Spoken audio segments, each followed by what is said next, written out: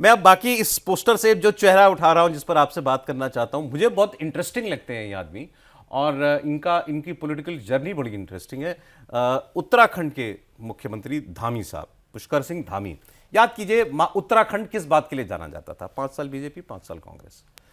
उसके बाद एक फेज आया जब भारतीय जनता पार्टी अपना मुख्यमंत्री साल 2 साल नहीं चला पा रही थी, एक बार में 3 मुख्यमंत्री बदलने पड़े, एक 5 साल पूरे भी नहीं हुए थे अभी। और फिर आखिर में एक युवा चेहरे पे नाम दाव लगाया गया, पुष्कर सिंह धामी। कोई नहीं जानता था उनको, कोई नहीं जानता था उनको मुख्यमंत्री बनाया गया। जिन 5 साल में आपने 4 बार मुख्यमंत्री बदला हो, वो उनको चुनाव में जाते हुए कैंपेन दी गई और वो उन्होंने आपको चुनाव जिता दिया, और फिर वो अगले 5 साल के लिए मुख्यमंत्री बने। उन्होंने 2 बातों को, जो उस वक्त के नैरेटिव थे उसको उन्होंने हटाया। पहला कि यहाँ बीजेपी के पास लीडर नहीं है, और दूसरा कि हर 5 साल बाद सरकार बदलती है। अब उस दौर की बात करें सौरभ, तो त्रिवेंद्र सिंह रावत के बाद तीरथ सिंह रावत, जो अपने ऐसे ऐसे बयान देना शुरू किया उन्होंने कि फिर उनको भी एकदम से हटाना ही था। उसके बाद पीएम की तरफ से ये पार्टी के नेताओं को निर्देश दिया गया है कि अब इस राज्य को पूर्व मुख्यमंत्रियों का क्लब नहीं बनाना है। इस टर्म का यूज़ किया गया था, जो हमें सोर्सेस से जानकारी मिली। तो आप यूथ लीडर चुने, 3 ऑप्शन उनके सामने दिए गए, और न सिर्फ ऑप्शन दिए गए सौरभ, बल्कि आप समझिए कि किस स्टाइल में जो आधुनिक दौर की राजनीति को जैसे करना चाहिए उस हिसाब से पीएम ने कराया कि उन तीनों नेताओं को दिल्ली बुलाया गया, बाकायदा वो मिले, उनके एक तरह से इंटरव्यू हुआ, उनकी समझ देखी गई, बातचीत, इन सारी चीज़ों को जानकर। और पीएम उन तीनों नाम में से किसी को नहीं जानते थे उस रूप में। उन तीनों को बुलाकर मिलकर सब करने के बाद पीएम का ये था कि पुष्कर सिंह धामी को कमान दी जानी चाहिए। उनके अलावा 2 नाम और थे, और जैसे इनको कमान दी गई तो उसके बाद पीएम ने बताया कि 2 नाम आप कभी बताएंगे अपने जीवन में? हाँ, अभी बता सकते हैं। अच्छा, ठीक है। तो उन 2 नामों के अलावा एक नाम था, और इनका चयन किया गया सौरभ। धन सिंह रावत और रितु खंडूरी, ये 2 नाम उसमें थे।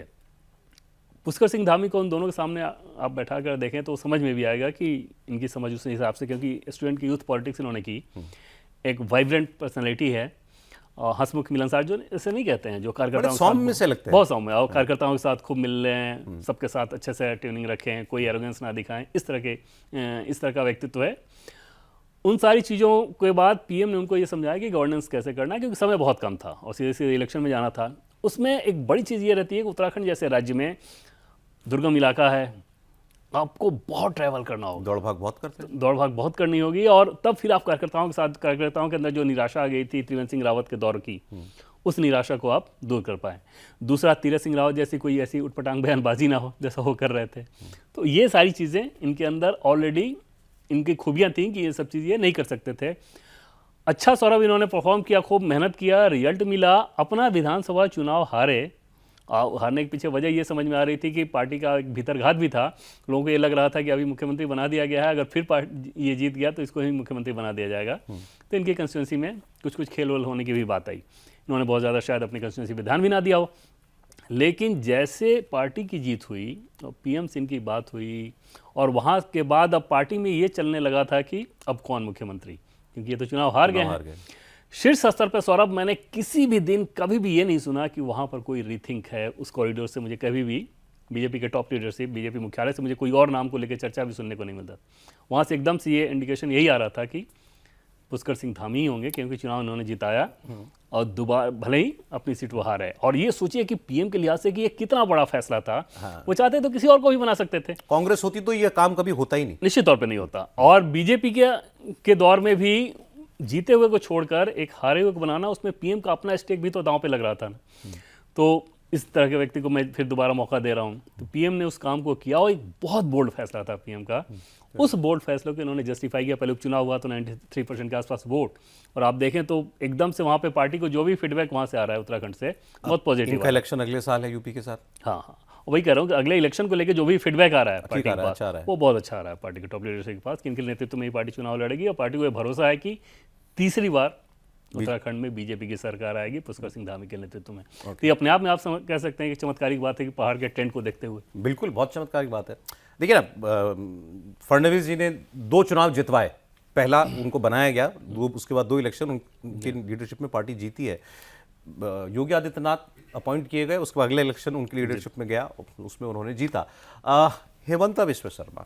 हेमंता विश्व शर्मा, कई बार मुझे ऐसा लगता है कि ये बीजेपी के लिए ये व्यक्ति जितने इम्पोर्टेंट हैं, लोगों को अभी वो शायद उसकी गंभीरता शायद लोग समझ नहीं रहे कि ये व्यक्ति कितना मायने रखता है इस वक्त बीजेपी के इकोसिस्टम के लिए। और एक चीज़ तो सौरभ कि वो कितना मायने रखते हैं उत्तराखंड नॉर्थ ईस्ट के लिहाज से, पूरा नॉर्थ ईस्ट, सिर्फ असम नहीं, पूरा नॉर्थ ईस्ट। और दूसरी चीज़ कि जिस तरीके से अपने आप को उन्होंने बीजेपी की रीति नीति में ढाला, वो भी एक चमत्कार ही है। पहले शुरुआत में एक बात बता दीजिए, इनके किसी भी कंडक्ट से इनके ऊपर चार्जेस जो भी लगते हैं, कांग्रेस ने बहुत इस चुनाव में करप्शन के चार्जेस और बहुत कुछ करने की कोशिश की, जिस तरीके के बयान वो देते हैं, कभी बीजेपी की लीडरशिप नाराज, या नाराज भी नहीं तो असहज होती है कभी? देखिए, पहली चीज़ तो उनको अगर देख लें कि जिस तरह के आरोप कांग्रेस पार्टी लगाती थी, अगर कुछ ऑथेंटिक हो तो पार्टी उसको कंसीडर भी करेगी। अब भेग में आके कुछ बोल देना कि 52,000 करोड़ रुपए का स्कैम हुआ, कौन से 52,000 करोड़ रुपये, किस योजना के तहत, क्या कि स्कैम हुआ, कुछ तो कंक्रीट रहे तब पार्टी उस पर विचार भी करेगी। तो वो चीज़ें तो बिल्कुल नहीं थी। दूसरी चीज़ कि बयानों को लेकर कुछ उदाहरण जरूर ऐसे रहे जब पार्टी की तरफ से ये समझा जा सकता है कि भले ही सार्वजनिक तौर पर उस बात को नहीं कहा गया, लेकिन पार्टी की तरफ से निर्देश गया होगा। जैसे पिछले इलेक्शन में आपने देखा कि वो जो बीजेपी के सोशल मीडिया टीम की तरफ से असम में जो एक वीडियो जारी हो गया था, एक आध ये छोटी छोटी चीज़ें, और जिस तरीके से वो कई बार बोल जाते हैं, क्योंकि बहुत ईमानदार साफ दिल नेता जैसे होते हैं ना, उनसे बातचीत कीजिए सौरभ, तो आपको एकदम से समझ में आएगा कि जिस प्रकार की वो पॉलिटिक्स करते हैं, उनके वाणी और उनके व्यवहार में वो चीज़ है ही नहीं, कोई कॉम्प्लिकेशन नहीं, एकदम स्ट्रेट फॉरवर्ड बात करते हैं। जो दिल में आता है उस बात को बोलते हैं। मतलब अगर ऑफ रिकॉर्ड खबर लेना हो सौरभ, तो एक ड्रीम लीडर जैसा होता है ना जर्नलिस्ट के लिए, सब बता देते हैं, सब आराम से बता देंगे, आपको समझा देंगे। जो नहीं बताना होगा बोल देंगे नहीं नहीं ये मैं नहीं बता सकता।